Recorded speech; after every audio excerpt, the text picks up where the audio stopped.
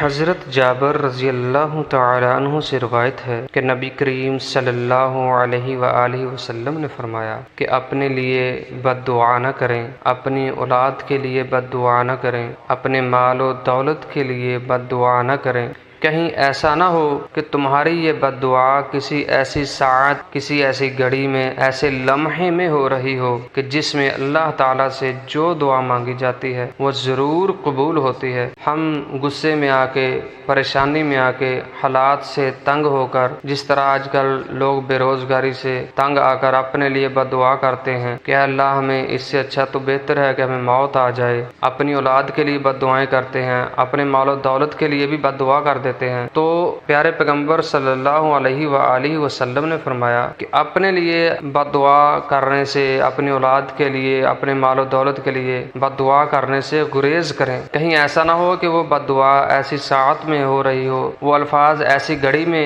آپ کے منہ سے نکلیں کہ اللہ تعالیٰ قبول فرما لے اور آپ کا نقصان ہو جائے۔ کبھی بھی اپنے لیے، اپنی اولاد کے لیے، اپنے مال کے لیے بد دعا نہیں کرنی، اپنے منہ سے ایسے الفاظ نہیں نکالنے جو آپ کو بعد میں نقصان پہنچائے اور پچھتاوے کا باعث بنے۔